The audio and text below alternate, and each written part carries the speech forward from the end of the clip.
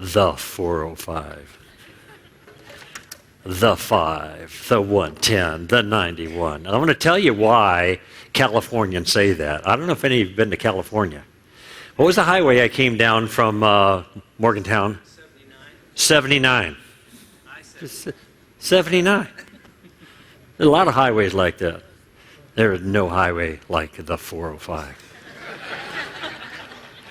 There is no highway like the 5. When you travel LA freeway systems, you know why they refer to those highways with a definite article. They all have personalities. And they stand out in your memory because you end up spending so much time on them. I guess that's why they refer to it that way. It says in Colossians chapter 2, Paul offers a strong exhortation. He says, do not be taken captive by philosophy and empty deception, according to the traditions of men, according to the elementary principles of the world, rather than according to Christ. Now, he offers that warning for a reason. In fact, when he says, according to the elementary principles of the world, it's almost a phrase of art. He's probably referring to a particular philosophy that was beginning to develop there in the end of the first century and became full-blown in the second century, called Gnosticism. You don't need to know that, but what I do want to point out is that Paul was aware that there were native philosophies of that time that were problems for those people. And he said, don't be taken in by this stuff. Be on the defensive. Because these are ways of looking at the world that are not according to Christ. That is, Jesus saw the world one way, and men see the world a different way, and Jesus got it right. And men, insofar as they differ with Jesus, they get it wrong. And so he's let you know something about the playing field. Now, it's going to be very difficult, I think, for us to be careful not to be taken captive by the philosophies of our day that are not in accordance with Christ if we don't know what they are. This is why military have intel.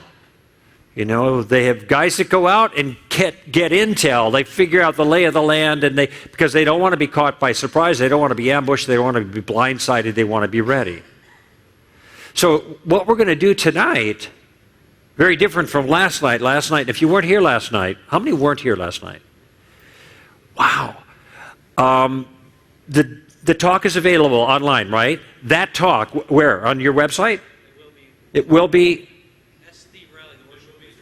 It will be tomorrow. Okay, great. Look, I don't care when you do it, but in the next few days, I encourage you to listen to that. How many people were here? Is that good advice? What I just gave? You will, I'm just saying, okay?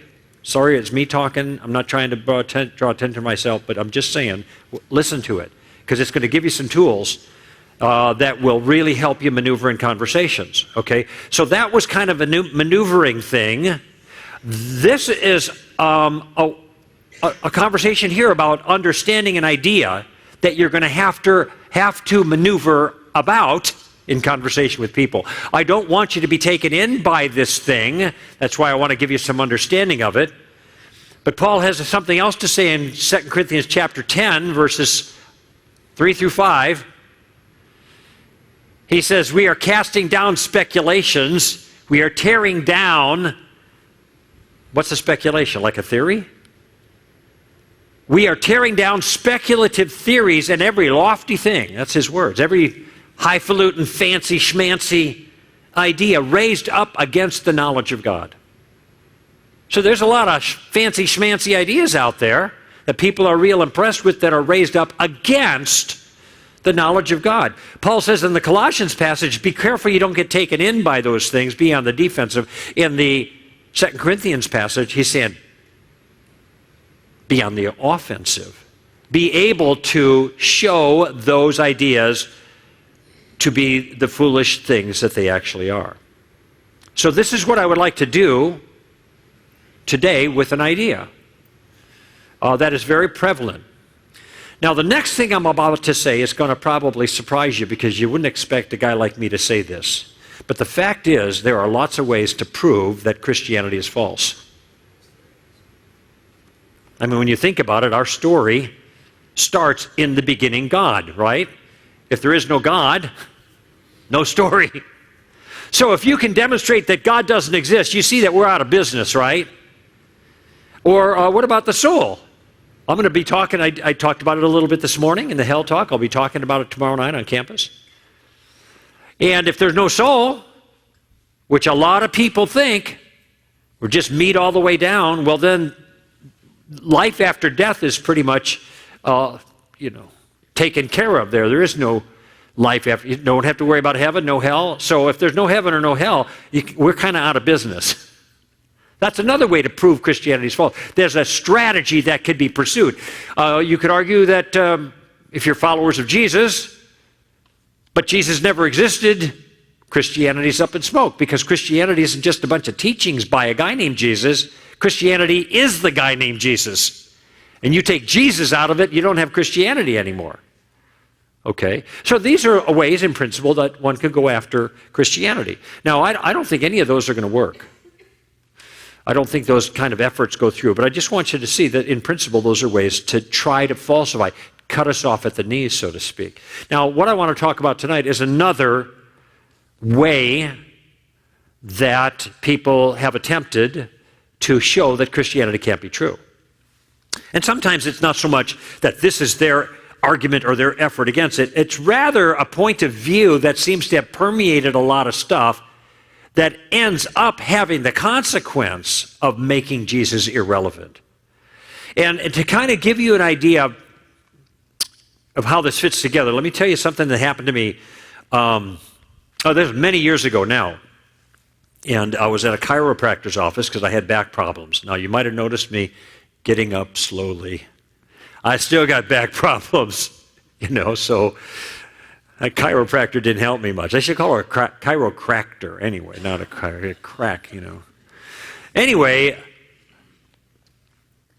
there was a young lady that was prepping me to get ready for my treatment there, and I like to, as you know from last evening, I like to ask questions and draw people out, get a little education about what people think about things. And so I asked her, can I ask you a question? She said, no, go ahead. That's all right. No worries. Do you think that when it comes to morality, that morality is like objective in some sense, or is it just relative? Is it just up to the individual? Is there a set of objective rules that apply to everybody, or is it just a matter of individual preference? And she said, what do you mean by morality? I thought, this is not a good start. All right, right and wrong. How about that? When it comes to things that are, and she was just having a hard time getting going, so I thought I'd give her a clear case example. And then, all right, how about, is it killing somebody? I mean, if killing somebody, is that right? Wrong? Indifferent? Is it just up to what is it? She goes, well, I don't know, maybe it kind of depends. I thought, okay, well, maybe that wasn't a good enough clear case example. How about this? Is it okay to torture babies for fun? That's why I asked her. I wouldn't want anybody to do that to my baby, is what she said.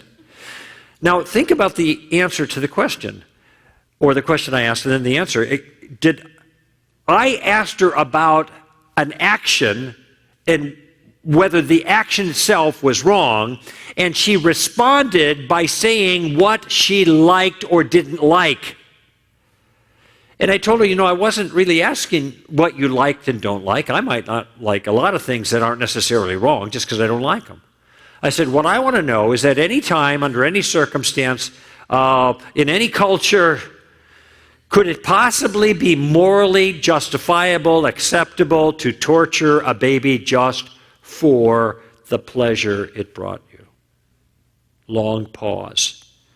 Finally, she said, well, I think people should be allowed to decide for themselves. I'm not making this up. And in fact, that is the second time I've used that illustration and somebody has said that, and one of the times was on the ABC affiliate in Los Angeles called KFI. 60,000 watt hammer coming out of Los Angeles. So, and the talk show host, Barbara Whiteside's made the same point. Now I imagine if this woman, young lady that I was talking to, had been awakened in the middle of the night by the screaming of a child next door whose parents were torturing that baby for fun, she would have dialed 911. She would have known, obviously, this is just wrong. Her moral common sense would have informed her properly. But notice that when we're having a conversation about it and I'm asking questions about it, she can't even bring herself to condemn baby torturing as an objective moral harm. Okay, now what's going on here? I'll tell you what's going on. It's the power of an idea. And this idea has a name, and the name of the idea is relativism. Now, you might have heard the term before. You might not have heard the term. I promise you, you know what it is by exposure. You just don't know what it was called at the time. So let me try to flesh this out for you. There are actually a number of different types of relativism, but we are going to focus principally on moral relativism. Moral relativism. And I want you to think, when we talk about morality, what's right and what's wrong, I want you to think about the difference between, say, insulin and ice cream, okay? When you choose an ice cream flavor as opposed to a medicine, you choose kind of what you like. Some people like one flavor over another, you know, and nobody fusses about that. We understand that when it comes to ice cream preferences, they're just that, they're preferences. Different strokes for different folks, that kind of thing. With flavors, you choose what you like, what's true for you, so to speak, okay? But with medicine, you don't choose what you like. I mean, that's not how it works. You got to choose what is going to work in the circumstance. And, you know, if you're diabetic, you use insulin. You don't use ice cream.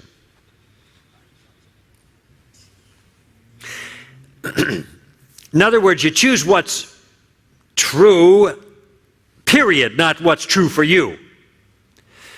Okay, if you have that picture in your mind of the contrast between ice cream and insulin, moral relativism is the view that morality is kind of an ice cream kind of thing and not an insulin kind of thing. That when it comes to the question of right and wrong, it's individual. It's up to the person to decide. And on the view of moral relativism, there is no right answer to moral problems for everybody. I mean, if you're a relativist, abortion might be wrong for some people, but it might be right for some others. Or homosexuality could be wrong for some and right for others. Or premarital sex could be right for some and wrong for others. It's an individual choice. In fact, when you look at all of morality, that's what it amounts to, because on this view, there is no standard that sits up over the whole human race, defining what is right and what is wrong. It's purely an individual matter. Things are true for us. And in this regard, everybody's morality is equal. You may have a different morality than I have, but I can't say mine is better than yours. Mine is right for me. Yours is right for you. So you understand what I'm talking about. This is a familiar kind of thing to you. And people who hold this view are often quick to say, well, who are you to say? Who are you to force your morality on me? You keep your morality to yourself, I'll keep mine to myself, and then we each are neutral towards each other. I mean, that's the way this game is supposed to work. So that's moral relativism. Every man does what's right in his own eyes. A line from the book of Judges, but that's basically what this is, okay? So what is moral objectivism? These might be new terms for you, but just, they're not too hard. Moral objectivism is just the opposite. In moral objectivism, morality is more like insulin, not like ice cream. There are, in fact, on this view, true, objective, universal moral obligations. Okay, it's just not up to us. Everybody's morality isn't equal. Some people are right and some people are wrong. Now, I'm not arguing for a view here. I'm just trying to distinguish which one is which. Now, let me tell you why this is so significant. Christians are followers of who? Starts with a J. Jesus. We follow him because he does something for us. He starts with an S. Saves us. Now, what does he save us from? Well, he saves us from, in a certain sense, and I made some, you can refine this more, but by and large, he saves us from our, also starts with an S, our sin. He's protecting us from the Father, but it's in virtue of our sin. Okay? Now, what is sin? Well, sin is a moral violation, right? What if it turns out there are no morals to violate? If there are no morals to violate, then there are no sins. And if there are no sins, then there's no need for a Savior. And if there's no need for a Savior, there's no need for Jesus, at least not the Jesus who's insulin. Maybe Jesus who's ice cream, try him and see if you like him. He'll be your buddy, your pal. He might make you feel better. But you don't need Jesus, the Savior, from sin because there is no sin. Do you see the significance of this issue in the cultural conversation? Because if the relativists are right, we're out of business. This is another way of falsifying Christianity. So what I'd like to do here in our time together is I want to unwrap this idea for you and demonstrate why I think it's false. And I'm first going to expose what I call the myth of neutrality, which seems to be part of the whole relativistic idea. We're all neutral towards each other. That's a myth. Nobody's neutral. This is what I want to show you. And if tolerance in our culture now is based on neutrality, and neutrality is a myth, then the way tolerance is being practiced in our culture now is also a myth. And then I'd like to give an argument against relativism. I'm going to offer what I call fatal flaws. Now, I'm not a very good author because I wrote a book on relativism. I didn't bring it up here to go like this. You know, buy my book. So I'm just going to tell you, buy my book. It's in the back. Relativism, feet firmly planted in midair. Okay? So all of this, there's also some CDs back there. There's a group training thing on the same material, so you can go in more depth on this. But I'll give you basics on this.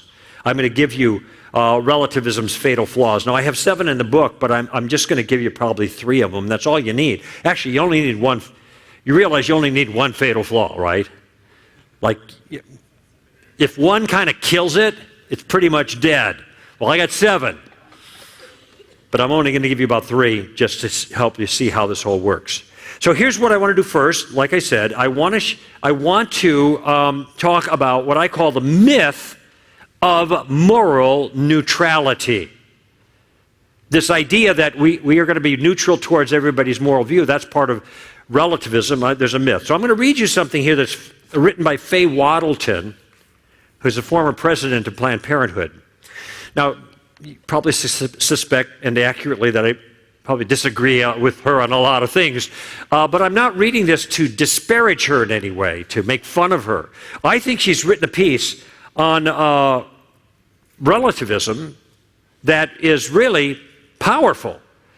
It's a piece I want to critique, and I think if you want to critique somebody else's view, a smart thing to do is find the best, most compelling characterization of the opposite view as possible. And then go after that. I mean, that's intellectually challenging, but it's the best way to do it. So I'm going to read this to you. Like I said, I think it's very compelling and it's very powerful. And in fact, when I read it, you're going to be thinking to yourself, wow, that's pretty good. I'm supposed to disagree with her, but I don't know how I can without sounding foolish. It's that good. So, but there's a flaw. And maybe as I'm reading, you'll catch the flaw, but I'll point it out when I'm done. Here's what she writes. Like most parents, I think that a sense of moral responsibility is one of the greatest gifts I can give my child. But teaching morality doesn't mean imposing my moral values on others. It means sharing wisdom and giving reasons for believing as I do, and then trusting others to think and judge for themselves. My parents' morals were deeply rooted in religious conviction, but tempered by tolerance. the essence of which is respect for other people's views. They taught me that reasonable people may differ on moral issues and that fundamental respect for others is morality of the highest order. I have devoted my career to ensuring a world in which my daughter, Felicia, can inherit that legacy. I hope the tolerance and respect I show her as a parent is reinforced by the work she sees me doing every day, fighting for the right of all individuals to make their own moral decisions about childbearing. Of course, she's talking about abortion on demand there. 75 years ago, Margaret Sanger founded Planned Parenthood to liberate individuals from the mighty engines of repression. As she wrote, the men and women of America are demanding that they be allowed to mold their lives not at the arbitrary command of church or state, but as their conscience and judgment may dictate. And she closes, I'm proud to continue that struggle, to defend the rights of all people to their own beliefs. When others try to inflict their views on me, my daughter, or anyone else, that's not morality. That's tyranny. It's unfair and it's un-American. Close quote. Wow. That's good writing. That's impressive. It sounds so sensible, so reasonable, so tolerant, right? But there's a fundamental flaw. But before I get to that, let me ask you a question. What does it seem that her view of morality is? Does she have an ice cream view of morality or an insulin view of morality? Well, let's see what she says. She says we should trust others to think and judge for themselves. Okay? That Americans are demanding that they be allowed to mold their lives and their conscience as their conscience and judgment may dictate. Okay? So Waddleton is relativistic. This is ice cream stuff, not insulin stuff. She's promoting a moral neutrality and a non-interference. And notice the emphasis on neutrality. If we're not neutral, then we're not tolerant. You know, we're getting into other people's stuff. We're not letting people decide for themselves. All right? I got it. I think that's a fair characterization.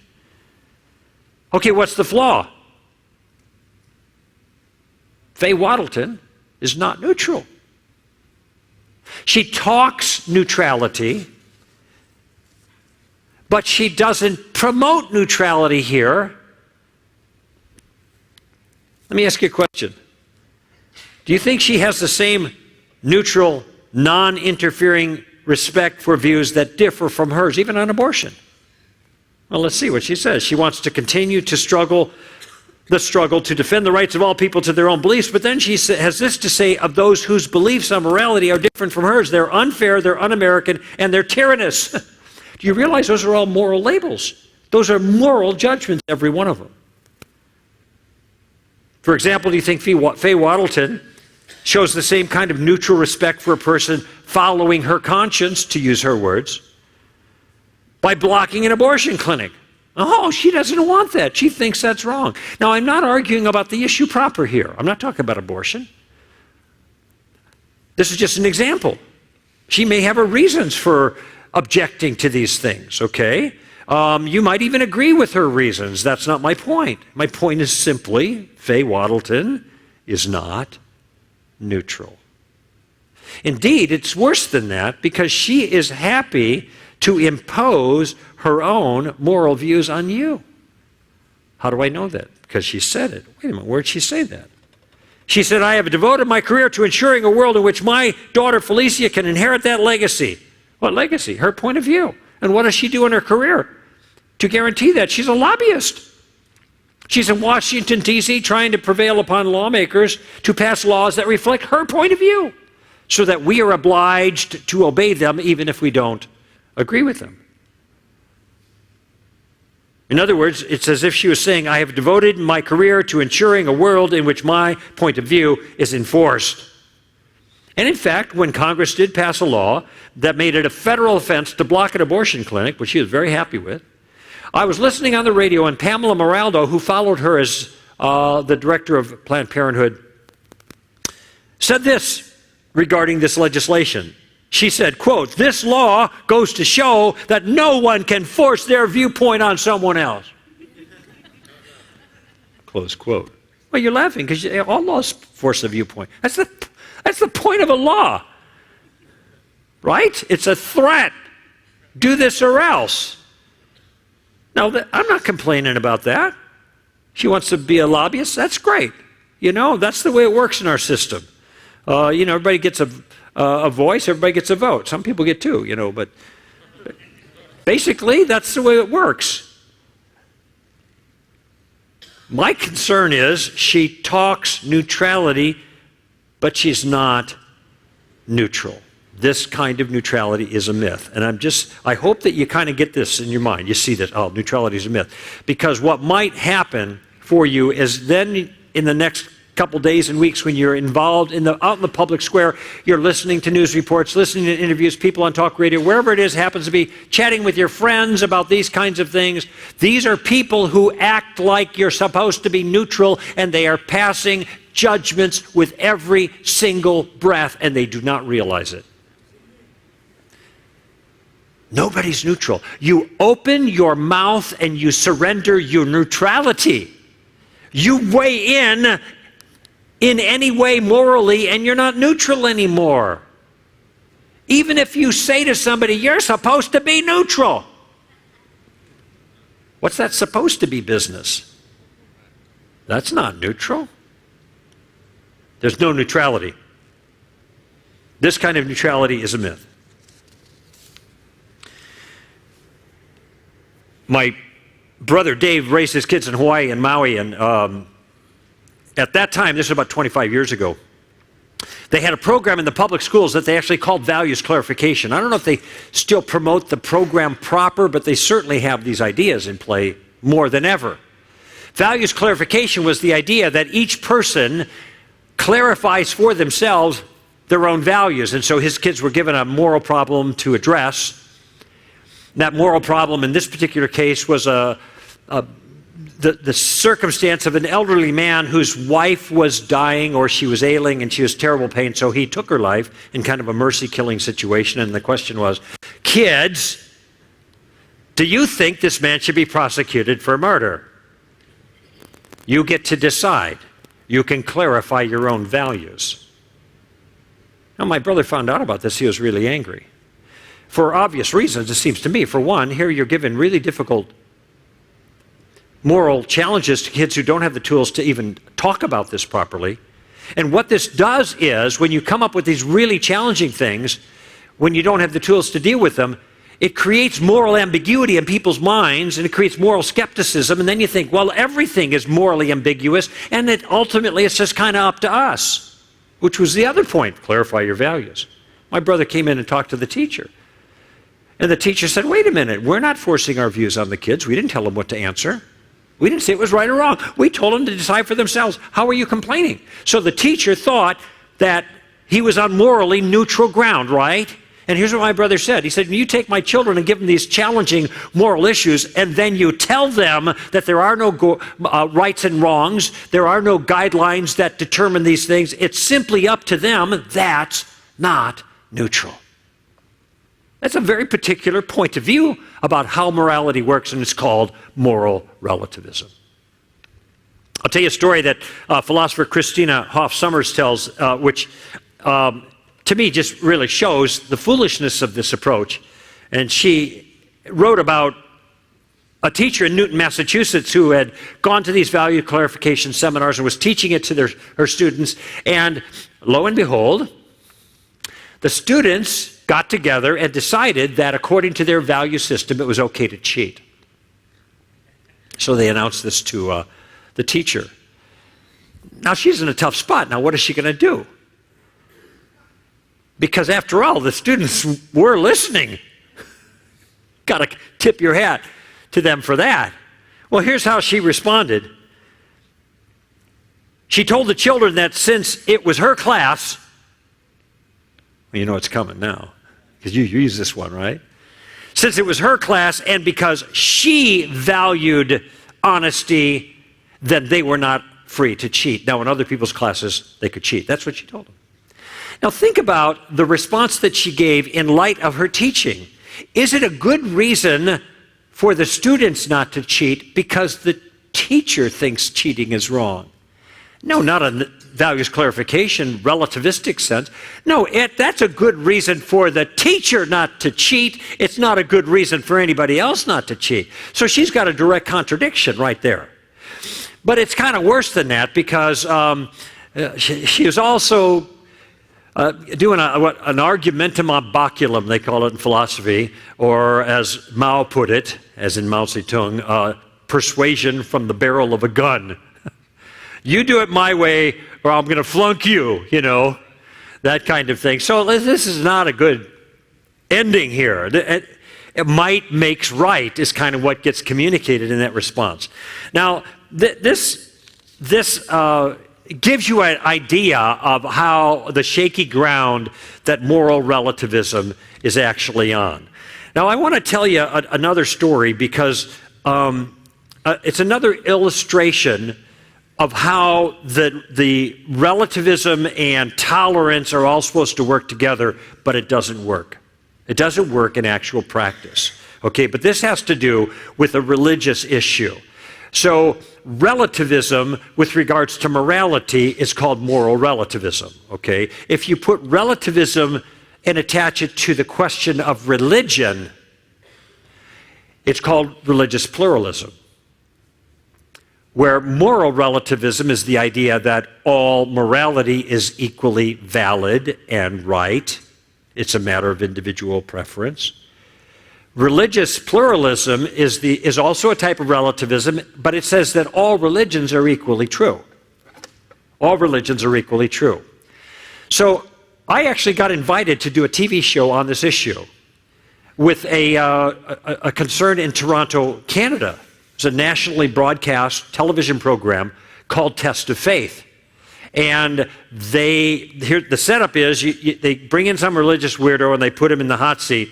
And it's a semicircle table, and they got 4 other chairs on the other side, and Valerie Pringle's the talk show host, and then they bring opposition up and sit opposite the other person, and then they all beat up the weirdo for an hour on national TV. It's kind of all right. By the way, where do you think Mr. Koukl was sitting? I was the weirdo. So what was my weird religious view? Well, the show was on religious pluralism, and I thought religious pluralism was false. That is, I do not think it's true that every religion leads to God. And the other people that were on board did. A Sikh is a religious order from India, the gentlemen wear the turbans, a Hindu pastor, and a woman who's a female pastor of the United Church of Canada. So it's a liberal Christian denomination. They were all pluralists. But I had made a decision about how to comport myself in this particular conversation. I was going to give an argument against pluralism that did not trade on my own religious convictions. That is, I wasn't going to argue, well, I'm a Christian, I think Jesus is the only way, and he rose from the dead, so he proved it, and if he's right, then everybody else is wrong. I mean, I could have done that. I think that is a noble way of arguing. I actually think it's a powerful way. It's compelling. However, I did not want to make Christianity the subject. I wanted pluralism to be the subject, and so I didn't want to get off. So I wanted to stick with that. So I was going to give an argument that anybody could give against pluralism, regardless of their convictions. Okay? Now, one other detail here is you need to know that whenever they do shows like this, they always do an initial phone call or two, because before they fly you out, they want to find out whether you're weird enough for their show, right? I did an interview on BBC on the abortion issue, and the same thing. You got to have a pre-interview. And so a guy named Pierre called me up. Now, Pierre's an atheist, as it turns out, but that didn't matter for this. We're talking, and he has a long conversation. We got along fine. We probably talked for about an hour and a half, and I got the job. So I guess that was weird enough, right? So they fly me out to Toronto, and I meet Pierre. And we're on the set. We're about ready to get going. And so I'm talking with Pierre, and I said, Pierre, let me make you a bet, gentleman's bet here. I said, I'm going to give an argument against pluralism. But here's what I think is going to happen. I think they're going to ignore the argument against pluralism, and they're going to go after me. They're going to start attacking me, and they're going to start calling me names. And the names they're going to use are names like arrogant, narrow-minded, intolerant, bigoted, or something like that. I said, I don't know, maybe it won't happen that way, but this is the way it happens a lot, so let's just see. And so, first segment, first 5 minutes, Valerie and me together, she's going to give me a shot at making my argument before they bring the opposition up. So she says, Mr. Koukl, what are your reasons against pluralism? And I explained that I'd give an argument that didn't trade on my religious convictions. And here's that argument. Jesus claimed to be the Messiah. Well, he either is the Messiah or he's not the Messiah. If he is not the Messiah, the Christians are wrong and the Jews are right. If he is the Messiah, then the Jews are wrong and then the Christians are right. But under no circumstance can they both be right. You see that? Pretty straightforward. Okay. If God exists, maybe it's an open question, but if he exists, he either is a personal God, he's a someone, or he's impersonal, he's a something, like the force or something like that. Now, if it turns out that God is kind of like the force, well, then the Hindus are right, and the Jews and the Christians and Muslims are wrong. If it turns out God's personal, well, then the Jews and Christians and Muslims are right on that point, and the Hindus are wrong, but they can't both be right at the same time. Do you see that? When you die, I don't know, maybe you go to heaven or hell, or maybe you get reincarnated. Maybe you lie in the grave, but you can't do them all at the same time. Do you see that? Somebody's mistaken. And this ain't bigotry. It's simple math. And maybe I'm the person who's wrong. That's certainly possible. I'm willing to acknowledge that. For the sake of my argument, I could be. Maybe we're all wrong. That's possible. It is not possible that we're all right. Okay, so there's my case. Cut to commercial, come back. There's Tishar Singh, my first opposition, and the Sikh, who's a barrister there in Toronto. Really nice to me in the green room, and then, well, it's a different story when the cameras are rolling, right? And he's asked, the host asked, what do you think of Mr. Koukl's comments? And he said, well, if Mr. Koukl thinks he won the lottery, good for him. What? The lottery? I mean, that's what he started with. The lottery? What's he talking about? Is he talking about my argument? No, he's not talking about my argument. He had gone to our website, str.org, and he had downloaded some stuff, got an idea who I was and what I believe. Oh, I'm a Christian. I'm an evangelical. I think I'm right. I'm not a pluralist because I think Jesus is the only way. Ha ha! You think you won the lottery. Good for you. And of course, that's a little passive-aggressive start, and the passive stuff went away really quickly, and it was just all aggressive. In fact, he got so aggressive with me that Valerie had to push him down in his seat twice because he was so bugged at me. And he had papers that he had downloaded from the internet, and he's rattling them across the table at me and pointing like this. He was exercised. I don't mean like demon exercise. I mean like just okay. He was into it. And then when the Hindu pastor came out and the United Church of Christ lady came out, Hindu pastor was a little nicer, but it was kind of all the same thing.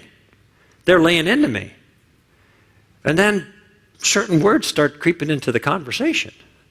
Words like intolerant, words like arrogant, words like narrow-minded. Because of my views as a Christian. Now, are my views as a Christian on the table? No, it's not part of this discussion. I never even bring them up. They're coming after me on these things.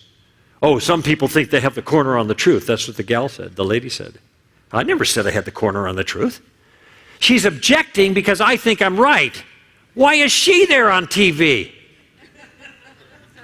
Because she thinks she's right too. Everybody's there because they think they're right. Why am I being accused? Anyway, are they answering my argument? No, what are they doing? They're fulfilling my prophecy. And I actually pointed that out to them. I said, it's interesting how the conversation has gone. We started out talking about an idea. The idea is pluralism, okay? But somehow we've gotten off onto a tangent about Mr. Koukl's personality. Mr. Koukl is arrogant. Mr. Koukl is narrow-minded. Mr. Koukl is bigoted, intolerant, whatever. I said, okay, Mr. Koukl's mean. I'm a bad guy. Okay, I get it. Well, look at how do we do this? Why don't I just say, you guys are right, I'm a really bad guy. I'm all those things. I agree with you. So then what? If we can all agree that I'm really nasty, can we then put that aside and get back to talking about pluralism? Right? In fact, I said, I know your point of view is that my own personal convictions are just wrong. That's why you're all heated here. I'm a Christian. I'm wrong. Well, maybe I am. But if I'm wrong, then Christianity's not true. And if Christianity's not true, it's not a legitimate way to God. And if it's not a legitimate way to God, then it is not the case that all religions lead to God. In other words, if I'm right, if you're right in what you're accusing me of here, then I'm right in what we're supposed to be talking about here. They didn't get it. 1 hour, they didn't get it. Guess who got it? The atheist. He got it. And he was mad. And he was mad at the Sikh. And when we're all done with the thing, he hops up on the stage and he is hopping mad and he is using language appropriate to an atheist. Fortunately, the mics were off. But it was crazy. They never addressed my issue. Now, I want you to see what's happening, because here the broad point has to do with neutrality and tolerance. They were saying, I'm intolerant because I'm not neutral towards all these religions, but their posture was a constant and unrelenting attack on my point of view. And at one point, and I didn't say this at the time because you can see it would be really impolitic, but the Sikh said to me, I'll tell you what he said, and I didn't respond, but the Sikh said, your point of view is, there's hardly anybody who believes that point of view. And he's thinking of Christendom in general, you know, the institution, like the woman from the United Church of Canada. She didn't believe that, so a lot of them are liberals, but it's just, hardly anybody believes what you believe. Now, I didn't respond to that, but when I thought about it, who is saying this to me? It's a Sikh. Sikhism is the tiniest religion in the world. Now, I'm not going to fault him for that. He could be right. But it just seemed odd that a Sikh, was making that particular challenge. Now, last night I gave a little role play about how to deal with what I call the tolerance trick, which was happening that night. And how you trade on the idea that there's no neutrality in this discussion. And I want to go over it again for those of you who weren't here. So if somebody calls you intolerant, you always ask for a definition. You use a question that we worked on yesterday. Were you going to say it? What do you mean, right? What do you mean by that? What do you mean by that? You say, I'm tolerant. What do you mean by that? So you put the ball back in their court and let them explain to you what it is that you're doing that justifies them calling you a name. Because that's all this is name calling. And part of the goal is to help them see this. You might ask, why'd you change the subject? What do you mean change the subject? Well, you're talking about this, and now you're attacking me personally, you know. But for the sake of this discussion, say, what do you mean by that? Well, you think you're right. Like the gal said, you got a corner on the truth. You think you're right. Well, look, I do think I'm right. So do you. So does everybody. Everybody thinks they're right. That's why they believe what they believe. If I didn't think I was right, I wouldn't believe what I believe. I'd believe something else. And I'd think that was right. Just like the other person. And that's what I want them to see. So when they say, well, you think you're right, and I say, well, I do think I'm right. I could be mistaken. We can talk about that. But let me ask you a question. Do you think you're right? What are they going to say? No, I'm wrong. In fact, I mean, we laugh, right? Because who would say that? The Sikh said it. That's why the atheist was angry. He could not believe that. Now, I think what the Sikh might have meant is that I'm not saying my religion is the only religion. I'm saying all of them are equally legitimate. But that's what he thinks he's right about. Do you see the point I'm making? He thinks he's right in his pluralism. Great, okay, you think you're right. I get it. That doesn't offend me. I'm not going to call you a name, but I am curious about something. Why is it when I think I'm right, I'm intolerant, and when you think you're right, you're just right? What am I missing here? Well, I'm not missing anything. This is just simple name calling. What if he said to me, you're intolerant? And I said, and you're ugly? Now, I wouldn't say that because that wouldn't be polite and it would be off point. But how is it any different? He attacks my character, I attack his looks. Neither of us are talking about the issue. And so what I have this little exchange to try to get people to see that they're way off the point. Hey, you're ugly and your mom dresses you funny, kind of thing. That's what third graders used to do. Now we got grown-ups doing that. The exact same thing. And I want them to see that so we can get off of this childish nonsense and get onto a conversation that is worthwhile. But all of this goes to show that neutrality is a myth, and any tolerance based on neutrality is also going to be a myth. All those people promoting tolerance of that sort, there is a tolerance that is a virtue, but it's not this. I don't have time to get into that, but the notion of tolerance is totally twisted. In fact, I have a chapter on it in the book on relativism. But anybody who exercises tolerance of that sort is going to get caught crosswise every single time, because you cannot live that. The minute you start promoting that kind of tolerance, you turn out to be acting intolerantly by your own definition of tolerance, which goes to show that tolerance is absolutely a one-way street in our culture. I'll give you one example. We've got a little extra time. We've got an evening here, so my flight doesn't leave until 6 on Tuesday. So let's just take this, the bathroom gender thing. Now, why is it that some people want to allow someone whose gender perception is different from their physical gender to use a bathroom consistent with their gender perception? So, in case that was confusing, a student, say, who has a male body, no argument about that, but believes he's female, they want to let that male body who believes he's female, and I'm not speaking disparagingly at all. This is a very sensitive suspect, so I'm not making any jokes, but here's the way it works. They want them to be able to go into a woman's bathroom and into a woman's shower with the other students. Now, why do they want to do that? They want to do that because they believe in being sensitive. They want to be sensitive to people. And if this is what a person really believes about themselves, why wouldn't we give them the liberty to do that? That isn't being sensitive to that person. Now, I think this is what they're thinking. And I think this is a noble motivation. But in order to be sensitive to one person, do you see that there's a whole bunch of ladies that they're being insensitive to, who need to take a shower when there's a guy standing next to them?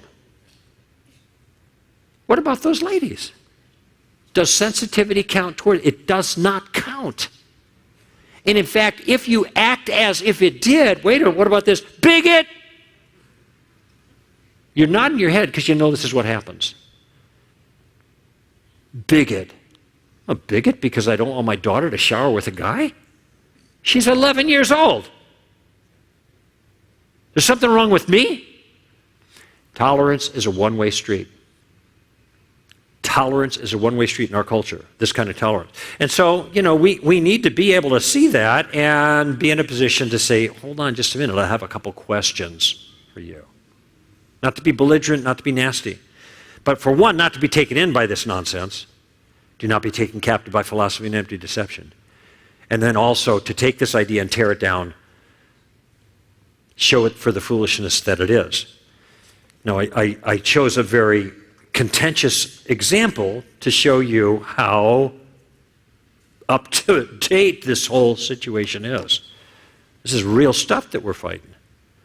And common sense is out the window on this. There is no tolerance from the left. None. Period. It's a one-way street. So what I've done so far is I have, I think, made good on my goal of showing you the myth of neutrality and therefore the myth of tolerance tied to neutrality. Okay? But I haven't done anything to undermine relativism proper, moral relativism. I haven't given you any reasons you shouldn't believe it. It might create a lot of chaos, a lot of situations that seem counterintuitive, but I want to actually give you an argument against it. I want to tell you why I think moral relativism is false. That is, why the idea that there is no objective morality that applies to everybody is a false idea, and why the idea that there is a morality over everybody is true. And I'm going to argue in a very particular way. We know different things in different ways. So how would I in a certain sense, how would I prove the existence of a chair? I'd show you one. That would be one way of doing it, right? There it is. There's a chair. Do people exist? There's one, I think. Looks like a human to me.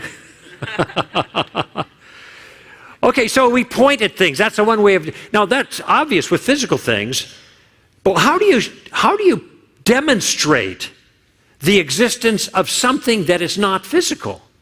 Well, sometimes you can do the exact same thing. You can point at it. See how they love one another? See how they love one another. See how they love. Is love physical? No, love's not physical. It may be manifest in physical ways, but there's a sense in which we have an ability to perceive something as we pay attention to the physical world. We can perceive something that is not physical. Sometimes we do it by introspection. Well, I'm feeling angry, so I'm pointing at my anger. My anger is not physical. There may be physical things happening, but the anger has a certain feeling to it. That's what makes it anger. Okay? Or feeling good or something like that. There are two things that are going on here.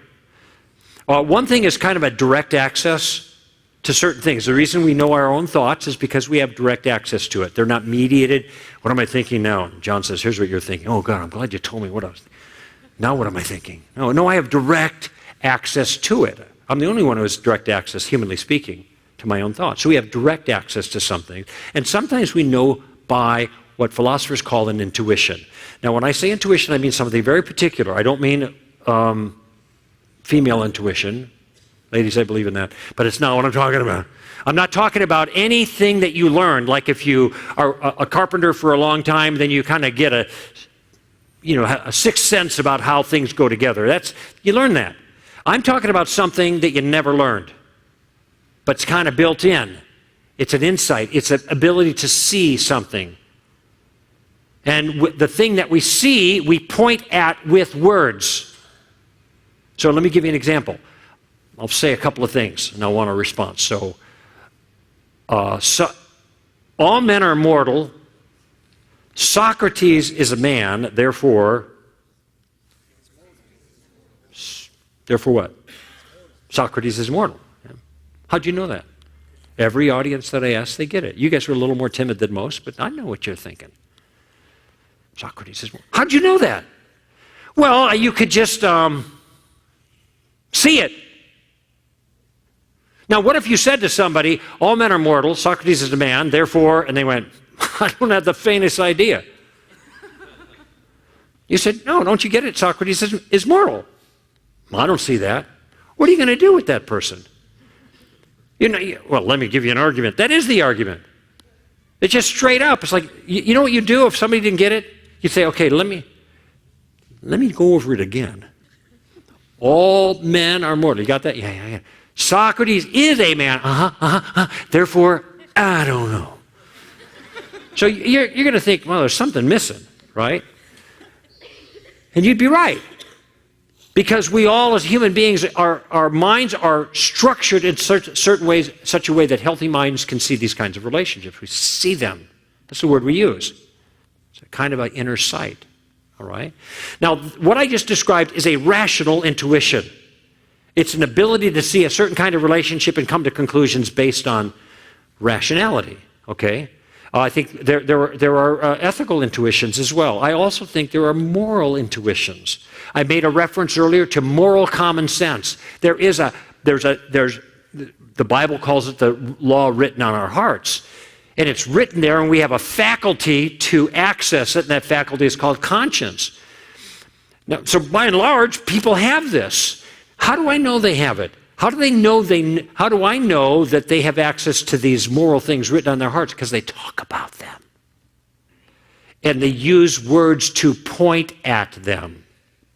Now, if it turns out that there is no objective morality, but the words they are using seem to be pointing at objective morality, then the words are pointing at nothing, and they're meaningless. And it turns out that what a lot of people are talking about when they're talking about things that are moral are just nonsense, if moral relativism is true. But I think people use particular words they use about the way the world is because they see something in the world that's not physical. They see right and they see wrong, and they report it to us.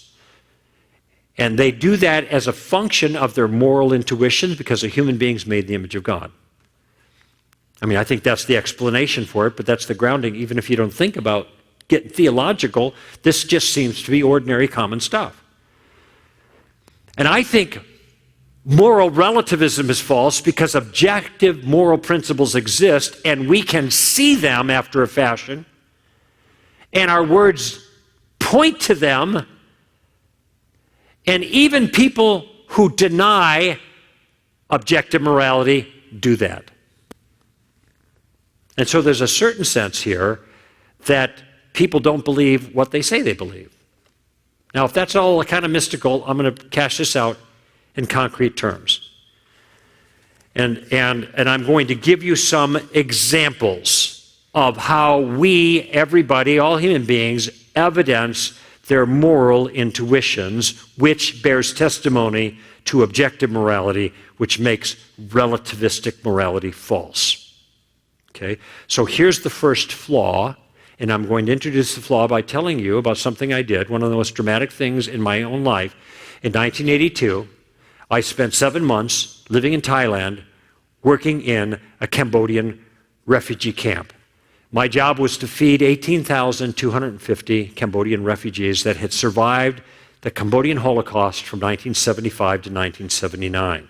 Now, some of you may recall this because you're old enough to recall it. Some of you might have seen the movie The Killing Fields, which came out in the early 80s, I guess, or the mid-80s, that chronicled, it was a drama, but it chronicled what happened. But to make it, to give you a quick thumbnail sketch, from 1974 to 1979, there was a kind of a civil war in Cambodia. And for that time, the Red Cambodians, okay, Cambodia is a French word because it was a French colony from Cambodge, but the Cambodians didn't call themselves Cambodians. They called themselves by their own native name, Khmer. And the word for red in French is rouge. So the Red Cambodians, that is the communist Cambodians, were called the Khmer Rouge. The communists had taken over, 1975. And Phnom Penh fell, and they drove everybody out into the woods and into the swamps and into the hinterland and out of the city because this was an agrarian revolution, communist revolution, much like the Chinese communist revolution before it. And as a result of this, they canceled the money. They went to a rice standard, just like in the past, the great Khmer regimes of ancient times, and starvation swept over the country. And people ate snakes, they ate bugs, they ate bark, they even some women ate their own children.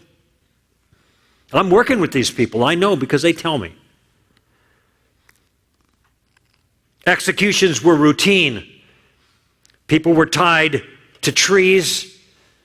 If you ever travel in Southeast Asia and you buy a Coke, they put it in a blue plastic bag with ice in it, tie a little knot, put a straw in it, and then they keep the bottle. You get the bag with the straw. These bags are all over Southeast Asia because the people just toss them out the window. Well, in Cambodia at this time, they would tie people to a tree and they would put a bag on their head and tie a knot in it. and people would suffocate to death. Sometimes they tie on a tree and they just eviscerate them and then eat their livers while they're still alive. Sometimes they use the children to help them do this to the children's parents. Infants were tossed into the air and impaled on bayonets. And then they were pitched into a big cistern filled with water that was putrefied. They called it the baby broth, and they made people drink it. By the time the Vietnamese invaded and the Khmer people kind of flooded across the border into Thailand, 2 million people had died, according to Time magazine. 2 million. Through starvation, through torture, through execution, bodies were piled in ditches, they were hung from trees, they were tossed into rivers, they were bulldozed into mass graves, sometimes buried alive in bomb craters called the killing fields. The camp was thick with children where I was working, and I saw the paintings that 8-year-olds and 10-year-olds and 12-year-olds drew of their experiences with the Khmer Rouge. The brutalization, the big ponds that were red with blood, and the lines of people whose heads were being bashed with heavy sticks to save bullets, their skulls crushed. Kids write, the Khmer Rouge killed so many honest people. They would point their fingers at any person and just say, you are an enemy, and the person died. You were an enemy if you were wearing a nice shirt. You were an enemy if you had been a teacher, if you had gone to school, if you tried to grow some food for your family, if you wore glasses. They'd throw their glasses away, but they'd leave little imprints. And if Khmer Rouge saw the imprints, they'd kill you. Because you were part of the educated class, and if you're part of the educated class because you could read, because you had glasses, that means you were complicit with the former regime. You were bad, you weren't good. Got executed. If you spoke only one word of French, if they didn't like you, it was enough for them to say you are an enemy. And see, I tell this, give this account, because this really happened. And this is just, like I said, a thumbnail sketch. And you hear it, it's enough to make you weep. But here's my question. Why do we weep? Oh, we're just being emotional. Well, are we just being emotional? I think something else is happening. I think our emotions are helping us discover something about morality, because when I explain these things to you, when you countenance what happened, you see something. You see evil. These things were wicked. But that's just my personal opinion.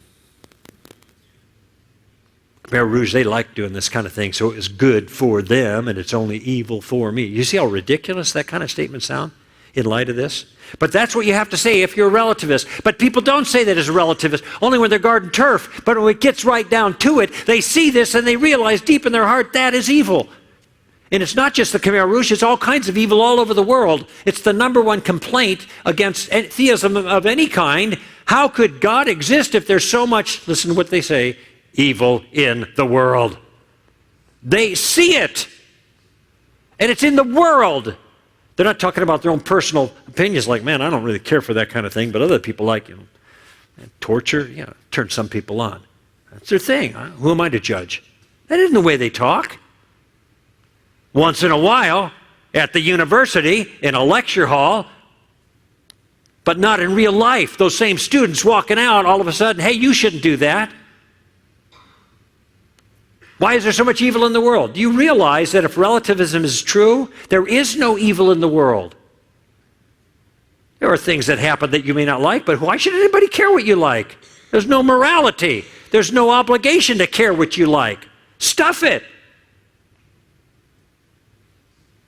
But the problem of evil is the single most voiced objection against God, because everybody sees it. It's real. But if evil is real, then relativism is false. The problem of evil disproves moral relativism. Now, I could say a whole bunch more about that particular point, but I think you guys get it. If there is evil in the world, moral relativism is false. If moral relativism is true, then there's no evil in the world. There are just different opinions about what's right or wrong. That's it. That's flaw number one. Flaw number two is kind of like it.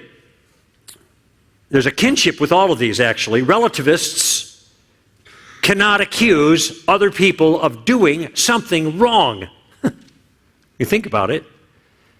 This is like saying you broke a rule in a game that has no rules. So we had some really nice weather the last couple of days. You might say, hey, let's go out and pass a football around or whatever. Well, we can play a game? No, there's no game. No rules. We're just going to knock it around. So you're passing and catching and running around. All of a sudden, your buddy says, out of bounds. Illegal forward pass. Like, what do you mean? There's no boundaries. How can I be out of bounds? Illegal forward pass? They're not even a forward. So, that's what you have with relativism. If there are no moral rules that are objective, then you can't say that what somebody does is wrong. Not in a transcendent sense, in a deep sense at all. You might say, well, I don't like it, or we agreed that we're not supposed to act that way, and we all agreed. To which you might respond, so what? Why should I do what you agreed to do? Why should I do what I agreed to do? Isn't that kind of assuming I got a moral obligation to keep my word? But if there's no moral obligations, I don't have an obligation there. See the problem? If it does seem that some things are actually wrong, well, then relativism must be false. Flaw number three. Relativists cannot demand justice or fairness. Why not? Because the words don't make any sense. Because each being just and being fair represent things that we ought to do. That's not fair. Meaning what? You shouldn't be doing that. What do you mean should? Who says your grandma? If there are no rules that are objective, you can't even enforce justice and fairness as an objective moral good. You see how these things are all connected? Here's the last one, just very quickly. Relativists cannot promote tolerance. Why not? I thought tolerance was like the thing of relativism. There is no moral rules. Everybody does their own thing, therefore we ought to tolerate everybody. I thought that's the way it worked. But did you hear what I just said? There are no moral rules, therefore we all, ought? What is that ought business? We ought to tolerate? If there are no moral rules, then there is no reason I should tolerate anybody. No, there is no tolerance in relativism. There's no grounds for it. It doesn't make any sense in relativism. But does it seem obvious to our moral common sense that, boy, we ought to really deeply respect people who differ from us and treat them in a humane fashion, even if we don't like them? Well, if that's that seems right, then relativism is false. Now, there's a whole bunch of things like that. And all you have to do is listen to people, and little kind of ought, should type things come out of their mouth. And the ought, should kind of things are not just their own personal opinion.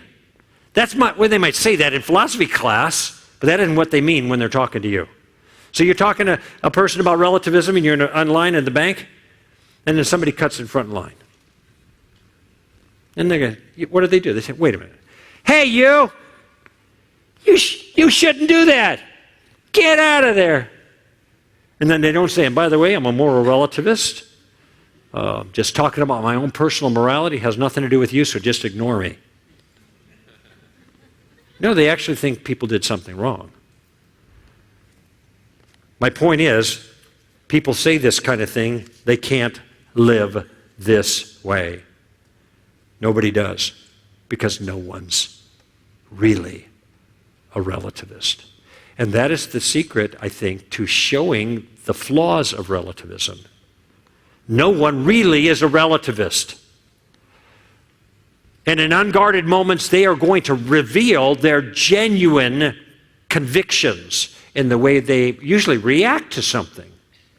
So how, in a tactical way, do we maneuver in a situation like this? You realize that no one can live this way, and they can't live this way because this is not the way reality is anyway.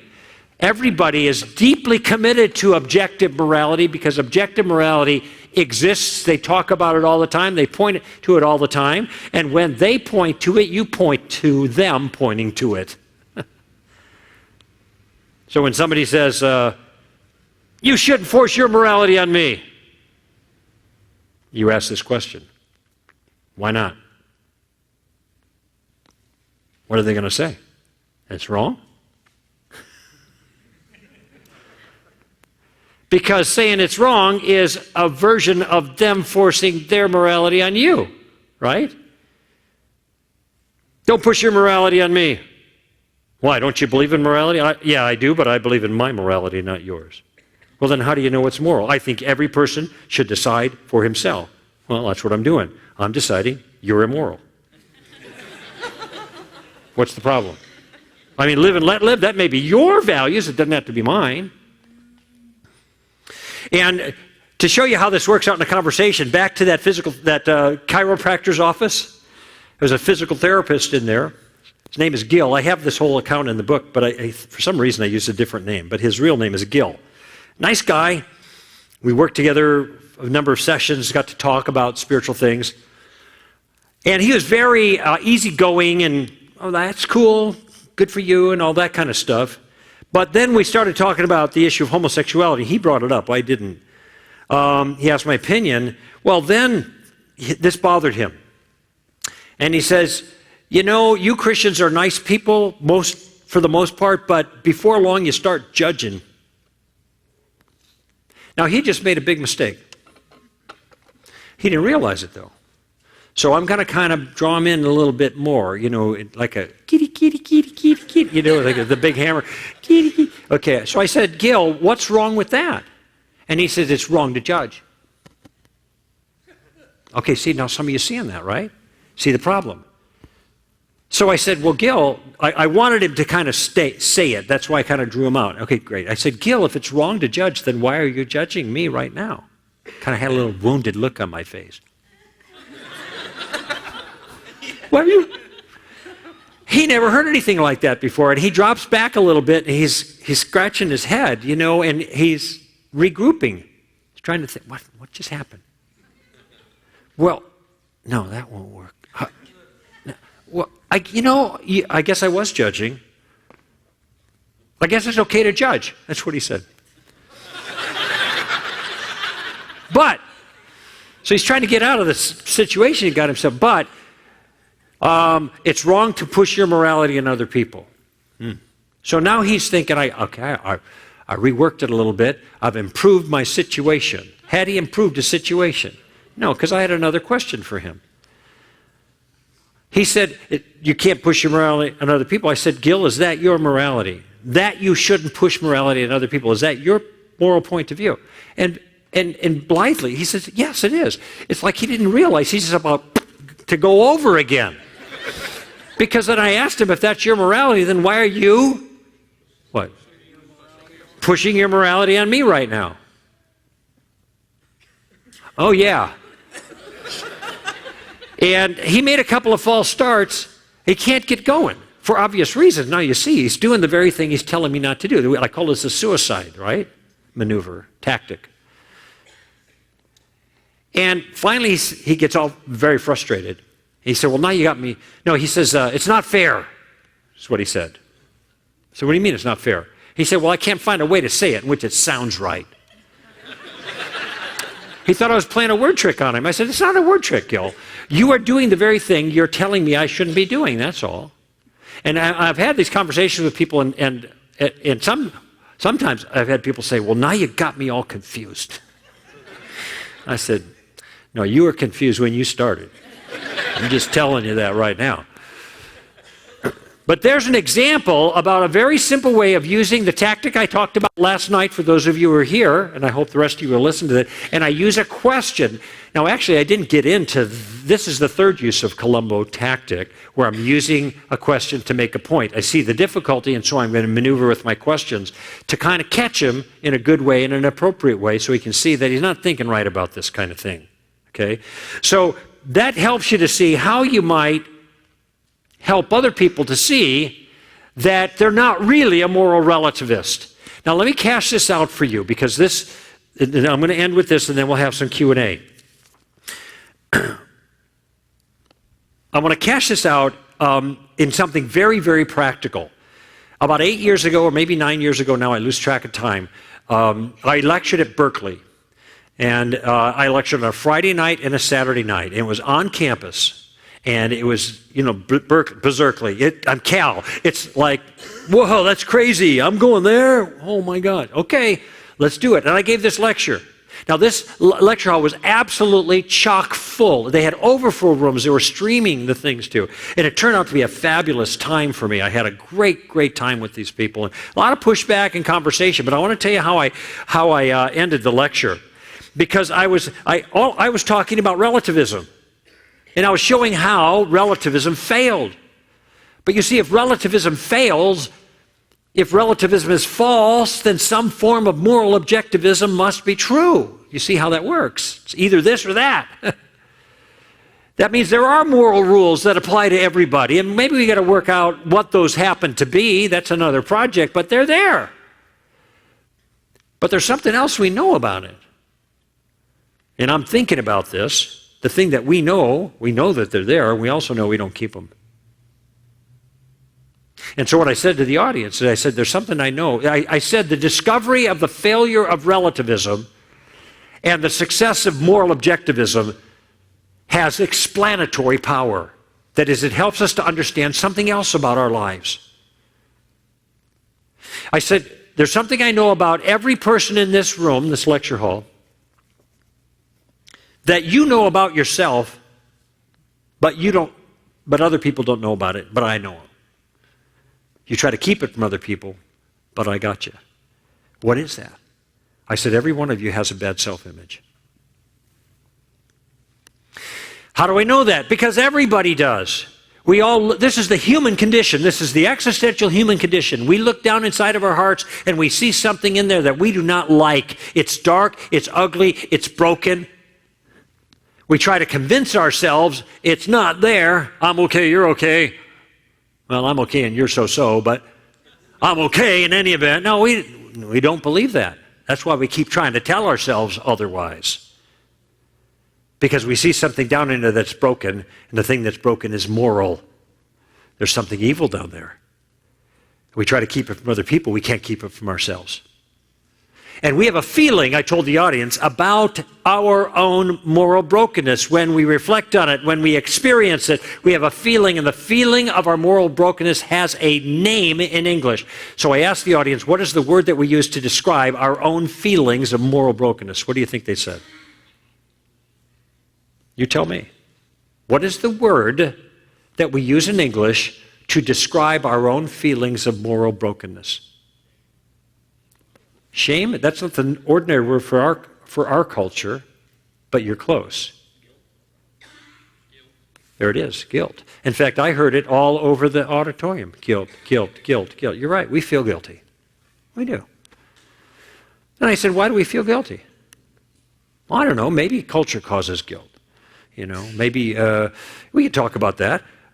Maybe, I don't know, maybe we feel guilty because we are guilty. Is that in the running? Is that a possibility? Well, it sure seems to be a possibility now that moral relativism has failed. We have broken those laws. We know it. And I told the audience, I said, the answer to guilt is not denial. That's relativism. I said, the answer to guilt is forgiveness. And this, I said, is where Jesus comes in. And that was the first time that whole night I had mentioned Jesus' name. But I told them, if you want to know how that works, you got to come back tomorrow night. And the next night is why Jesus is the only way of salvation. And so I gave that lecture that night too. But I want you to see this. This has tremendous explanatory power. My daughter, who's 11 now, but when she was 8 years old, she said, Papa, how do we know God is true? She's a Christian. She's baptized when she was 6, but she had the what, but she's working on the why. She's trying to connect the dots. And I thought about it for a little while, and I finally said, honey, I think maybe this. The reason we know God is true is because he's the best explanation for the way things are. He's the best explanation for the way things are. Now, that's the first time I ever actually put it that way, but I realized that a big part of my life as a thoughtful Christian was captured in that statement. Now I use it all the time. And this is an example. The way things are. We feel guilty. Why do we feel guilty? Because we are guilty. How can we be guilty? Because there's a moral law. Where did that come from? God. Didn't come from Darwin, I promise you that. Biology cannot create any objective moral laws. It's not even in the running. It might make you believe something is wrong and it's not wrong. That's a relativistic thing. It can't make objective morality. Okay. No, see, it's the best explanation for the way things are. And so when I think of these kinds of things, my own confidence in Christianity is increased because I have good reason to believe. I don't have to be taken in by that philosophy and empty deception, which turns out people don't believe anyway deep down inside. Instead, I can be rescued from it, protected from it, because I know the truth. And then now I've got some tools, and so do you, to help to tear down that speculation and lofty thing raised up against the knowledge of God. And I think Christianity, with its message of guilt and forgiveness, begins to make a lot more sense. That what it teaches resonates with our deepest intuitions about the world. One, the universe is a moral universe with moral laws that apply to us, human beings. And two, each of us has violated those laws many times, and we are guilty of moral crimes against God. That's bad news. And we can come in with the dual message of justice and love, that those who commit moral crimes ought to pay for them. That's justice. But the love and mercy is that God has provided a means of pardon, so that instead of experiencing his justice, we can experience his mercy and forgiveness. And that's worth thinking about. Now, I want to make a transition here, because we're going to go into a time of Q&A, and I want you to think about that. But I want to challenge you to think about something else, too. I mentioned tomorrow night I'm doing the thing at Marshall, and I'm taking this long haul back to somewhere north. And then I'm laying in my hotel bed for 3.5 hours with my clothes on, and then I'm going to get a cab at 5:15 and go to the airport. a.m. So I'm going to be gone. And there's a sense in which I hope those of you who signed the card to receive our Stand to Reason stuff, I'm glad you did, and we're going to send you some stuff, and we're going to stay with you to be an encouragement to you. And if you didn't fill out one of those cards, they got them on the table out there, and you can fill that out. And we'll give you a little gift for doing so. But I'm gone.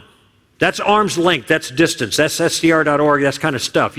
I'm not here to help you out. Now, this particular conference today, this weekend actually, is actually co-sponsored.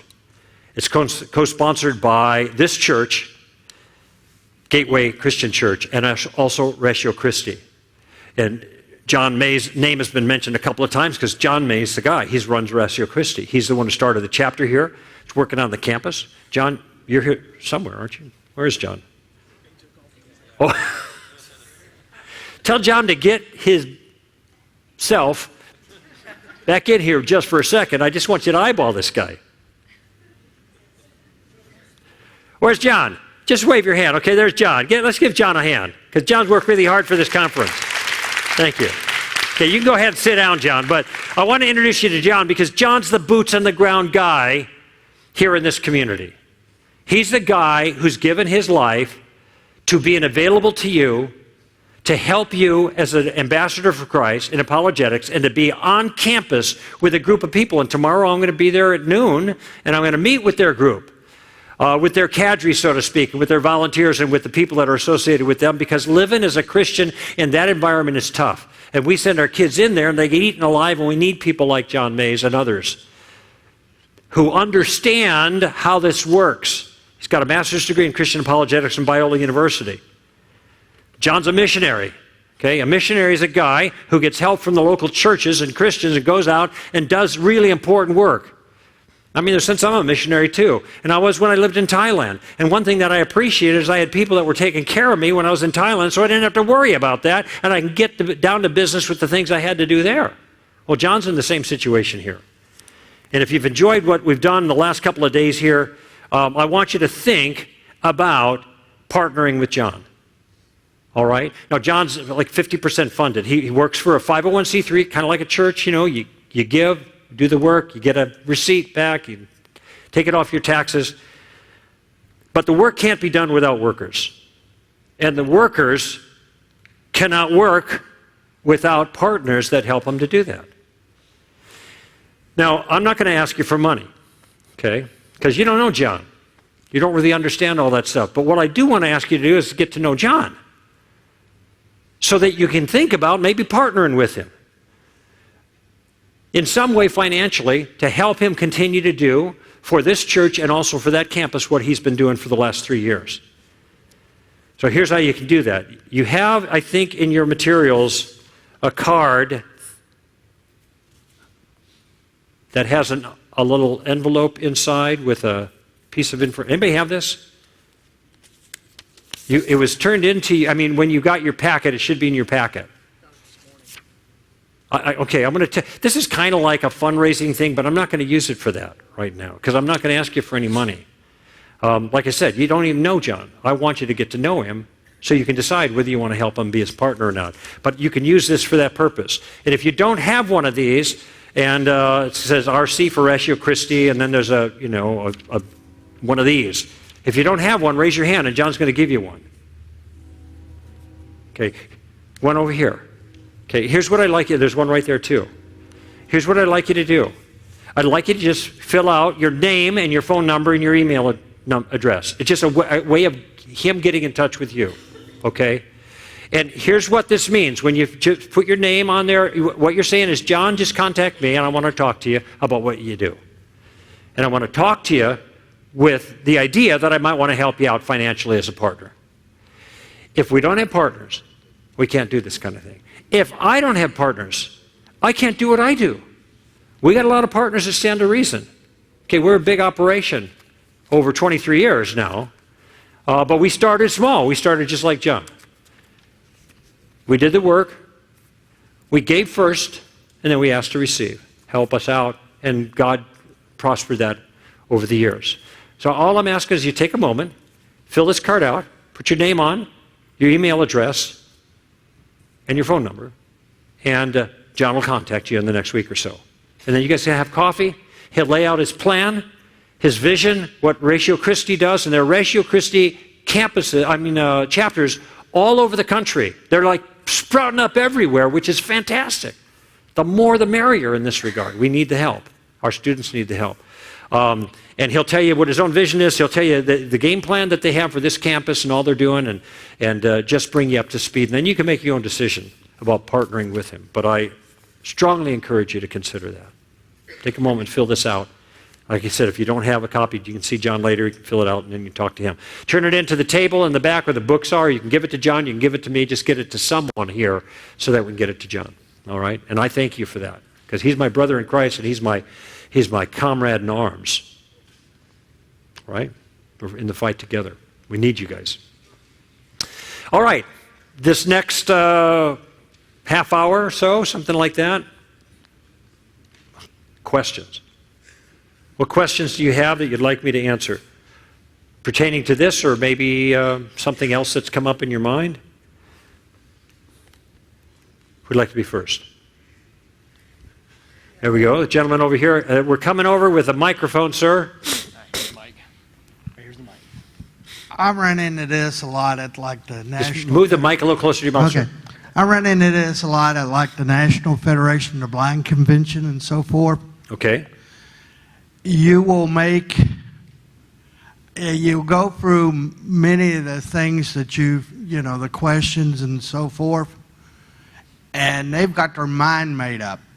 And to illustrate that, I'll use the carpet illustration. I've asked for example, John's familiar with this.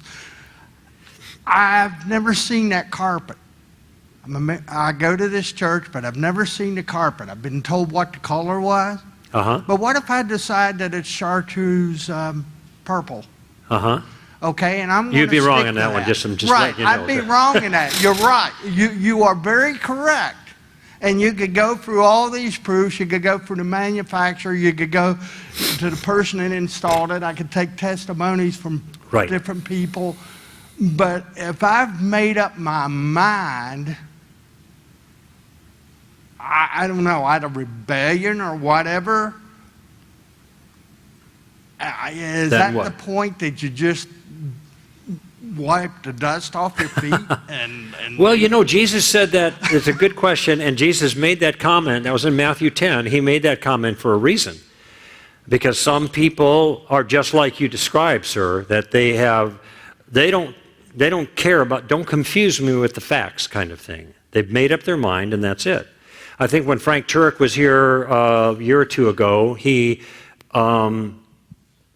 maybe when he was on campus or here, but he talked about, or he raised the question regarding atheists, of asking them, look, if I could demonstrate to you, beyond a reasonable doubt, with really powerful evidence that God exists and that Jesus is the Messiah, would you follow him? Would you believe?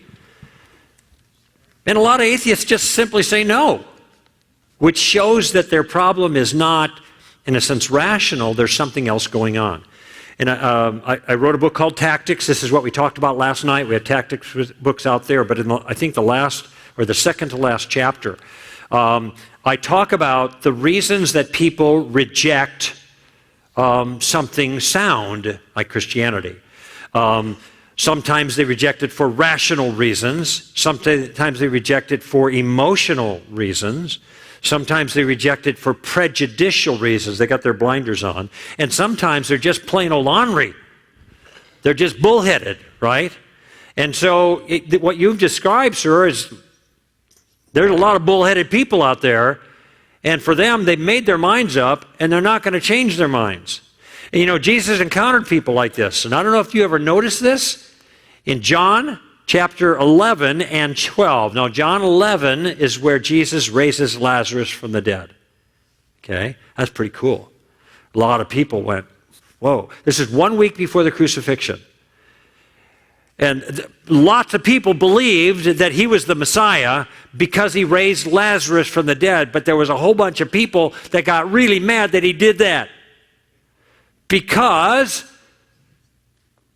lots of people were believing.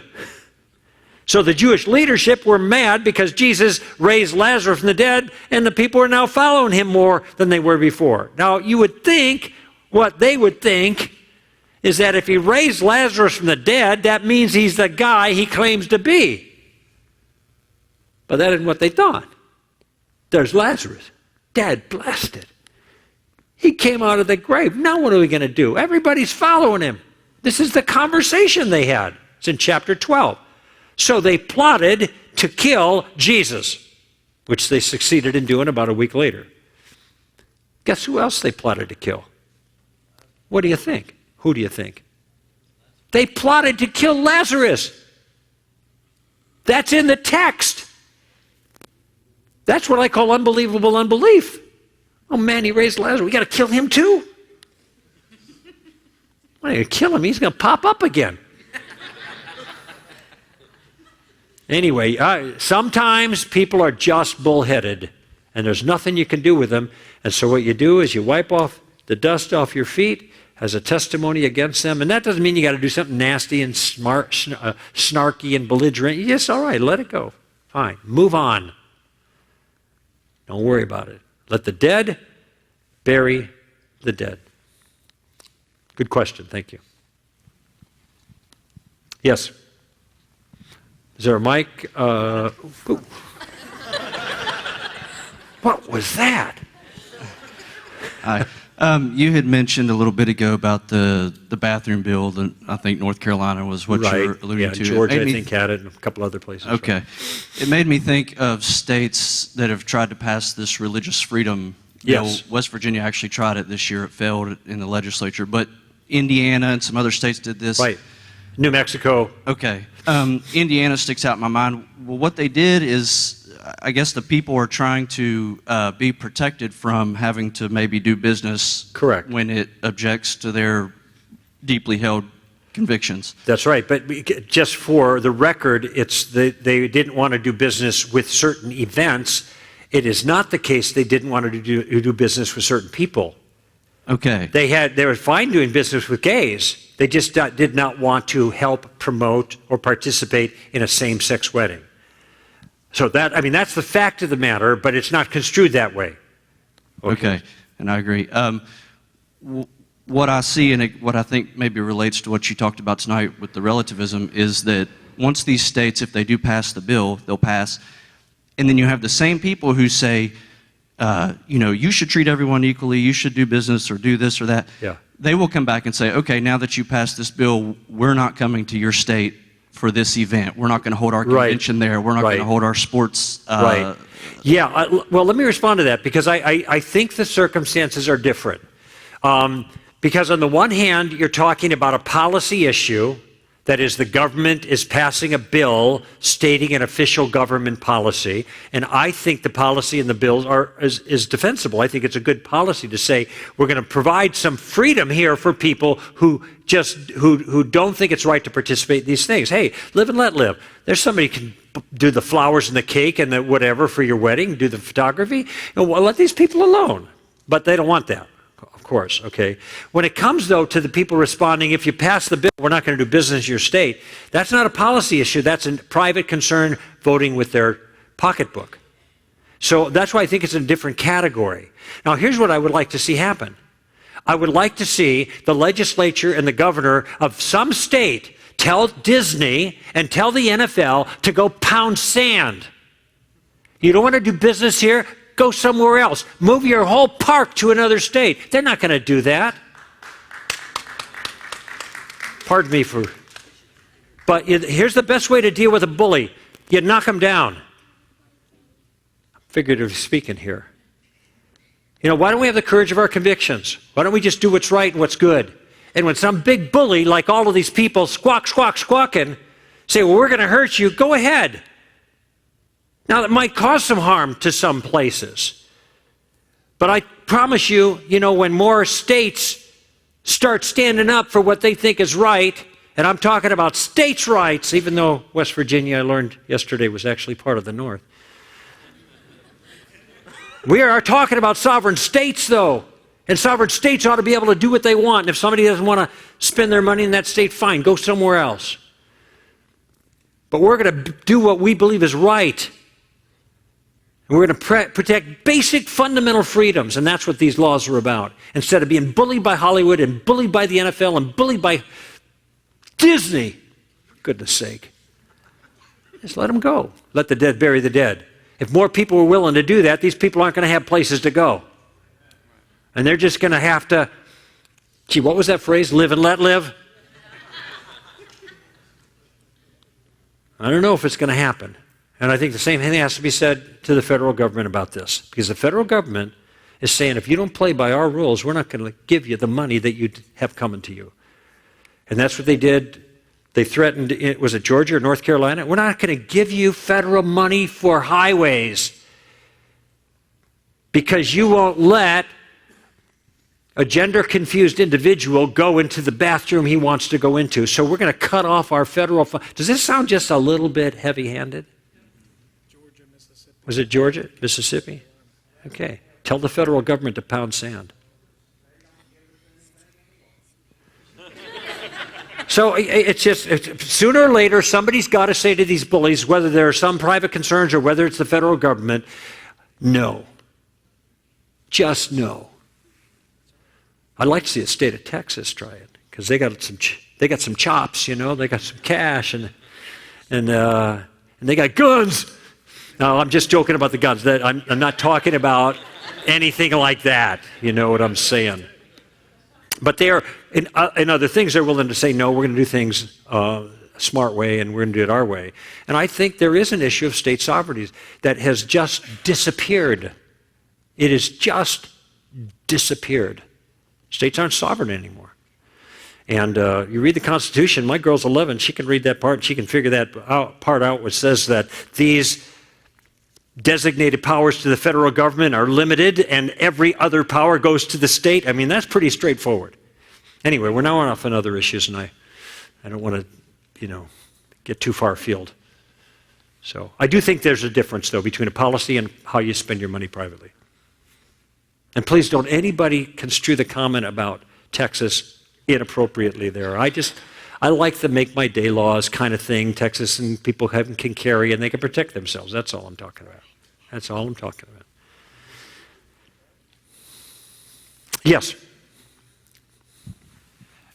There are many Christians who have jobs that are in the public sector or deal with situations on a daily basis that may not follow their own personal beliefs that they have to follow, such as working in the government or Right. working in like libraries or things like that. Right. And where do you think the line is drawn for dealing with your own personal beliefs in following what your job has to have you do? That's a very good question, and this is getting much more difficult to deal with because all of those concerns are getting more aggressively intrusive into private lives. Inappropriately intrusive, okay? In one sense, it shouldn't be a problem for us at all because I think most Christians have a live and let live attitude.